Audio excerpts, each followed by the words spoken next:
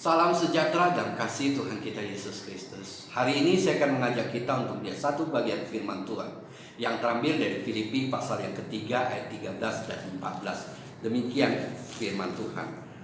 Saudara-saudara, aku sendiri tidak menganggap bahwa aku telah menangkapnya, tetapi ini yang kulakukan, aku melupakan apa yang telah di belakangku dan mengarahkan diriku kepada apa yang di hadapanku dan berlari-lari kepada tujuan untuk memperoleh hadiah, yaitu panggilan surgawi dari Allah dalam Kristus Yesus. Firman Tuhan hari ini saya beri tema tujuan panggilan surgawi. Apa itu panggilan surgawi? Tak kala panggilan surgawi dihubungkan dengan materi, maka kita akan dapatkan dua pandangan ekstrim yang mempengaruhi kekristenan pada masa-masa tertentu. Yang pertama menganggap bahwa panggilan surgawi adalah untuk kita menjauhi kehidupan kita dari hal-hal duniawi. Dan hal-hal duniawi ini mereka hubungkan dengan materi. Materi itu adalah cenderung bersifat duniawi dan harus dijauhkan dalam hidup mereka. Mereka menjauhkan untuk mempunyai banyak harta, tidak boleh punya rumah, tidak pula mobil mewah, dan hal-hal yang lainnya yang berhubungan dengan itu. Dan kemudian mereka menjalani hidup dengan begitu rohaninya kelihatan. Mereka banyak berdoa, mereka banyak berpuasa, mereka banyak membaca Alkitab. Demikianlah mereka menjalani kehidupan mereka dengan menjauhi duniawi. Tapi apakah benar hal-hal seperti ini sesuai dengan firman Tuhan? Kalau kita perhatikan, firman Tuhan tidak pernah bicarakan bahwa uang materi itu adalah dosa. Tetapi kita perhatikan firman Tuhan mengatakan adalah akar dari segala kejahatan adalah cinta uang. Cinta uang artinya masalahnya adalah di dalam hati. Tekah hatinya dikuasai oleh uang, itulah akar dari segala kejahatan. Tetapi kalau uang itu dipergunakan dengan baik untuk pekerjaan Tuhan dan banyak lagi yang dapat dilakukan di dalamnya, tentu itu tidak kita bisa hubungkan dengan sifat duniawi yang cenderung kepada dosa. Kita dapat pergunakan uang untuk pekerjaan Tuhan. Demikian juga dengan rumah, mobil, dan sebagainya. Itu adalah kebutuhan. Kita butuh tempat tinggal. Kita juga butuh mobil untuk melakukan perjalanan jauh dan sebagainya. Dan kalau kita menganggap bahwa rohani adalah semua waktu, hampir semua waktu adalah dipakai untuk berpuasa, berdoa, dan membaca Alkitab, kita melihat ini bukan cara Tuhan kita. Tuhan banyak berdoa, Tuhan kita banyak berdoa. Dia berpuasa sebelum dia memulai pelayanannya.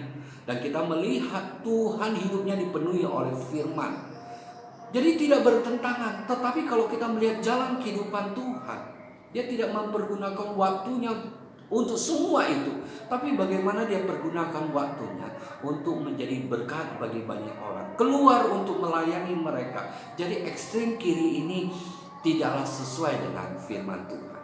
Dan ekstrim yang kanan, tak kalah bicara tentang panggilan surgawi adalah yang berhubungan dengan harta, dengan kekayaan. Mereka mengatakan kalau hidup kita berkenan pada Tuhan, kita bagaimana mengasihi Tuhan, suka memberikan persembahan, maka hidup kita akan diberkati semakin hari semakin kaya, dan hidup kita akan dijauhkan dari masalah dan kesulitan. Nah, pandangan ekstrim kiri ini tentu juga kita harus tolak karena tidak sesuai dengan firman Tuhan. Kalau dikatakan kalau kita hidup berkenan, hidup menyenangkan hati Tuhan, mengasihi Tuhan, kita akan semakin bertambah kaya. Maka rasul-rasul pasti adalah orang yang kaya raya, tetapi firman Tuhan tidak menunjukkan demikian. Karena panggilan surgawi sendiri pada dasarnya tidak ada hubungannya dengan materi. Apa itu panggilan surgawi? Yang pertama Rasul Paulus mengatakan, aku juga sudah ditangkap olehnya. Dia sudah ditangkap oleh Kristus. Itu adalah mengingatkan bahwa tadinya dia adalah pembenci Kristus. Dia adalah pembenci umat Tuhan. Bahkan dia menganiaya umat Tuhan sedemikian rupa. Dia memenjarakan mereka, ada sebagian daripada mereka yang dibunuh. Tapi kemudian tak kalah dia menuju Damsyik, di tengah jalan dia bertemu dengan Tuhan. Tuhan menyatakan diri kepada dia, dan akhirnya dia bisa mengenal kepada Kristus dan percaya kepada Kristus, dan hidupnya diubahkan. Dia menjadi orang yang mengasihi Tuhan. Dia mengasihi setiap orang dan memberitakan Injil Tuhan kepada mereka. Inilah dasar dari panggilan surgawi. Dengan kata lain, Rasul Paulus sedang bicara tentang panggilan surgawi. Dasar utamanya adalah anugerah Tuhan, kasih karunia Tuhan yang telah memanggil kita dari yang tadinya orang berdosa, kini menjadi orang yang diselamatkan oleh karena Kristus yang sudah mati bagi kita, sehingga kita memperoleh keselamatan yang kekal itu, sehingga kita bisa ambil bagian di dalam panggilan surgawi itu. Dan yang kedua, Rasul Paulus menyatakan bahwa dia belum menangkapnya, tapi bagaimana dia berusaha untuk berlari untuk mendapatkannya. Inilah yang Rasul Paulus ingin nyatakan. Rasul Paulus ingin menyatakan apa di sini, dan apa itu panggilan surgawi yang perlu kita renungkan di dalamnya. Yang pertama, dia mau nyatakan bahwa dia belum mencapai itu. Dan apa itu panggilan surgawi? Di dalam ayat yang ke-10 pasal Filipi pasal 3 ini, Rasul Paulus menyatakan apa itu panggilan surgawi. Dia menyatakan yang kuhendaki ialah mengenal Dia, mengenal kuasa kebangkitannya, dan masuk dalam persekutuan di dalam penderitaannya, sehingga aku menjadi serupa dengan Dia di dalam kematiannya, menjadi serupa dengan Kristus. Itulah panggilan surgawi. Tak kala bicara tentang panggilan surgawi adalah bicara tentang kehidupan kita yang semakin hari semakin berubah, semakin hari semakin berkenan dan menyenangkan hati Tuhan dengan semakin sama seperti Kristus. Inilah yang ingin dinyatakan oleh Rasul Paulus. Tapi Rasul Paulus mengatakan dia belum sampai ke sana, dia belum dapatkannya.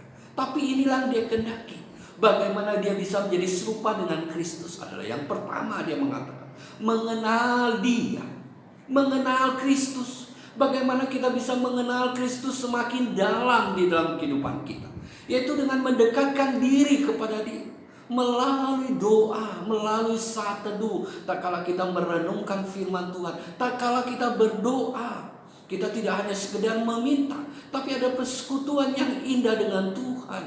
Ada komunikasi dua arah yang semakin hari membuat kita semakin mengenal Dia. Demikian juga di dalam kita bersekutu dengan sesama kita, di dalam kita mengadakan kebaktian-kebaktian, kita berbakti kepada Tuhan. Demikianlah kita semakin mengenal Dia melalui saat teduh, melalui doa, melalui perenungan kita terhadap firman Tuhan, melalui kebaktian-kebaktian yang kita ikuti. Semuanya membawa kita semakin mengenal Kristus, mengenal Dia secara pribadi melalui firman Tuhan, melalui pengalaman-pengalaman kita bersama dengan Dia. Dan yang kedua, firman Tuhan katakan, Rasul Paulus menyatakan, dia mengatakan mengenal kebangkitannya. Bagaimana kita mengenal kebangkitan Kristus? Adalah yang paling indah kita bisa mengenal akan kuasa kebangkitan Kristus adalah melalui pengalaman melayani Tuhan, melayani Dia. Dan kita melayani Dia bisa dengan berbagai cara dan di mana saja, tidak hanya di mimbar. Mulai dari mimbar sampai di bawah mimbar, di mana saja kita berada, tak kala kita mau melayani Dia, maka di sanalah kita akan mengenal kuasa kebangkitan Kristus dalam hidup kita. Kita menyadari betapa luar biasanya Kristus dalam hidup kita, yang memakai kita untuk menjadi berkat dan memuliakan Dia. Dan kita merasakan berkat yang luar biasa dalam hidup kita. Pengenalan-pengenalan inilah membuat kita semakin dalam, semakin mengenal Dia. Menyadarkan kita bahwa kita bisa itu bukan karena kita hebat. Kita bisa karena kita mempunyai Kristus yang hebat, yang menyatakan kuasa kebangkitannya melalui hidup kita. Dan yang ketiga adalah firman Tuhan katakan persekutuan di dalam penderitaannya. Bagaimana kita bisa masuk dalam persekutuan dalam penderitaannya? Adalah tak kala kita ada di dalam Kristus, tak kala kita di dalam Kristus, di dalam iman percaya kita, kesaksian kita percaya kepada Dia, melayani dan sebagainya, di dalamnya ada penderitaan yang bisa kita alami. Harus kita ketahui, melayani Tuhan ada sukacita, ada damai, ada berkat. Tetapi di dalam melayani Tuhan juga kita harus akui, kadang-kala ada penderitaan, masalah, kesulitan yang kita hadapi. Tapi bagaimana kita bisa masuk di dalam persekutuan dalam penderitaannya adalah bagaimana kita bisa taat kepada Tuhan dan kita bisa setia kepada Tuhan. Tak kala kita mengalami kesulitan-kesulitan itu, tak kala kita mengalami masalah-masalah itu, dan kita boleh tetap taat kepada Tuhan dan melakukan firman Tuhan walaupun di dalam penderitaan dan kesulitan. Disitulah kita masuk di dalam persekutuan, di dalam penderitaan Kristus. Disitulah di dalam semua ini, di dalam rangkuman dari kehidupan yang kita jalani, dari semua ini, maka kita akan semakin seperti Kristus, membawa hidup kita semakin serupa dengan Kristus. Dengan kata lain, bahwa panggilan surgawi bukan bicara tentang materi, tapi bicara bagaimana hidup kita semakin diubahkan seperti Kristus. Dan Kristus di dalam firman Tuhan, Rasul Paulus mengatakan dia belum sampai. Memang kita tidak akan bisa sampai untuk menjadi seperti Kristus. Kita menjadi seperti Kristus adalah tatkala Kristus datang kedua kali, tatkala kita dipanggil oleh Dia, kita baru bisa menjadi seperti Kristus. Tetapi tatkala kita di dalam dunia ini, kita tidak pernah sempurna, kita tidak pernah sama seperti Kristus. Tetapi Rasul Paulus katakan bahwa dia berlari-lari untuk mendapatkannya. Dengan kata lain, bahwa walaupun kita tidak bisa mencapainya, itu tidak bisa menjadi alasan menyatakan aku adalah orang yang tidak sempurna, jadi aku ya seperti inilah, suka ngomongin orang, cerewet atau apapun itu. Bukan. Tetapi kesadaran bahwa kita tidak bisa mencapainya mendorong kita berlari sedemikian rupa seperti orang lari sprint untuk mencapainya. Dengan kata lain, dengan pertolongan kita berusaha sekuat tenaga untuk hidup kita semakin hari semakin serupa seperti Kristus.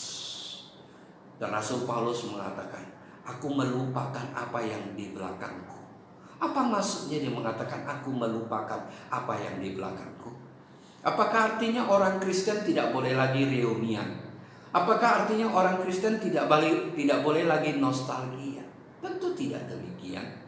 Seringkali tanpa kita sadari kita bisa bernostalgia begitu saja, tak kala kita mendengar lagu atau kita pergi ke suatu tempat yang dulu ada kenangan tersendiri, itu membawa kita nostalgia kepada masa lalu tanpa kita sadari. Tetapi Rasul Paulus atau firman Tuhan tak kala mengatakan bahwa dia melupakan apa yang di belakang. Ini bukan bicara tentang bahwa dia tidak boleh reunian, tidak boleh nostalgia, bukan. Kadang-kadang masa lalu pun bisa menjadi satu kenangan untuk kita memperbaiki kehidupan kita ke depan. Jadi apa yang dimaksudkan untuk melupakan apa yang di belakang? Adalah segala sesuatu, baik itu masa lalu kita yang berprestasi, prestasi-prestasi kita yang hebat, atau juga kesalahan, kesulitan, kepahitan dan lain sebagainya yang bisa menghambat kita untuk maju ke depan, untuk kita semakin serupa dengan Kristus. Hal-hal itu jikalau menghalangi, maka semuanya itu harus kita buang dalam hidup kita. Mungkin itu prestasi masa lalu, keberhasilan masa lalu. Seringkali kita mendengar orang suka kali menceritakan masa lalu. Mungkin dia cerita masa lalunya yang mungkin dia pernah menginjili orang, dan ada 10 orang, 20 orang yang dia bawa kepada Tuhan. Dan sering kali dia ceritakan berulang-ulang kali. Menjadi pertanyaan, itu tahun berapa dia waktu bawa orang? Kalau itu 20 tahun yang lalu, nah selama perjalanan 20 tahun ke depannya, apa yang dia telah perbuat? Nah kalau prestasi masa lalu itu menghambat kita, membuat kita merasa puas dan merasa cukuplah sudah aku lakukan, sekarang aku tidak perlu lagi melakukan. Kalau hal itu terjadi, maka itu harus dibuang dalam hidupnya. seperti Lot. Dia adalah keponakan Abraham. Bagaimana dia waktu ikut Abraham dia menjadi orang yang berhasil. Nah, keberhasilannya membuat dia lupa bahwa keberhasilannya itu oleh karena berkat Tuhan. Keberhasilan itu karena dia punya mentor, pamannya Abraham. Dia lupa. Dan akhirnya dia memilih apa yang dia pilih sesuai dengan kesenangannya, apa yang sesuai dengan seleranya, apa yang dia pikir baik, yaitu biar bisa dia bertambah kaya. Dan dia pilih tinggal dekat Sodom, dan akhirnya tinggal di Sodom. Kita lihat akhir hidupnya bagaimana. Dia kehilangan semuanya. Dan bagaimana hidupnya. Dari luar sementara tidak ada perubahan. Ya, dia masih orang yang percaya karena dia dihitung sebagai orang benar. Walaupun dia tinggal di Sodom. Kalau kita melihat sebentar selalu dia tidak melakukan kejahatan apa yang dilakukan oleh orang Sodom dan Gomora. Tapi kita melihat dari dalam hatinya, dari dalam hidupnya terjadi perubahan yang sangat signifikan. Hatinya sudah jauh daripada Tuhan. Hidupnya lebih berpandu kepada adat kebiasaan daripada firman Tuhan. Ini dapat kita melihat. Tak kala ada dua tamu datang kepada dia yang merupakan malaikat dalam bentuk laki-laki. Orang Sodom ingin memakai dia. Maaf kata, ingin mensodomi mereka. Dan apa yang dilakukan oleh Lot? Kelihatannya baik. Dia mengatakan apa? Dia mengatakan biarlah kedua gadisku itu menggantikan dua tamuku. Ini adalah kebiasaan orang Yahudi. Ini adat kebiasaan orang Yahudi. Melindungi tamu. Tapi dia lupa untuk melindungi anaknya. Melindungi kehormatan anaknya. Dia membiarkan anaknya untuk dizinai oleh orang lain. Artinya dia lebih memikirkan tradisi, adat daripada kebenaran firman Tuhan. Adat dan kebiasaan itu kadang-kadang ada yang baik yang bisa kita jalankan. Tetapi tetap saja firman Tuhan harus menjadi landasan utama. Inilah yang hilang dalam kehidupan Lot. Dan akhirnya kita melihat dia kehilangan semuanya. Kalau masa lalu menghambat kehidupan kita, baik itu prestasi, keberhasilan, itu harus kita jauhkan dalam kehidupan. Apalagi itu adalah sesuatu yang mungkin berbentuk kekecewaan kita, kemarahan kita, akar pahit dalam hati kita, dan lain sebagainya yang menghambat kita untuk maju. Maka kita harus buang itu dalam kehidupan kita. Mungkin itu kemarahan yang terpendam yang membuat kita tidak dapat mengampuni. Kita harus belajar mengampuni, karena itu akan menghambat bagaimana kita bisa menjadi seperti Kristus. Itulah panggilan surgawi. Bagaimana hidup kita semakin hari semakin serupa dengan Kristus. Bagaimana kita bisa semakin serupa dengan Kristus adalah bagaimana kita hidup di dalam Dia, semakin mengenal Dia, semakin mengenal kuasa kebangkitannya, dan masuk di dalam persekutuan dalam penderitaannya kita, sehingga kita menjadi sama seperti Dia, sama seperti Kristus di dalam kematiannya. Amin. Kita berdoa. Kami bersyukur, terima kasih kepadamu untuk firman-Mu. Biar Engkau berbicara lebih dalam, lebih luas di dalam hati kami, ya Tuhan kami. Terima kasih Tuhan, di doa kami hanya dalam nama Tuhan Yesus Kristus kami berdoa. Amin.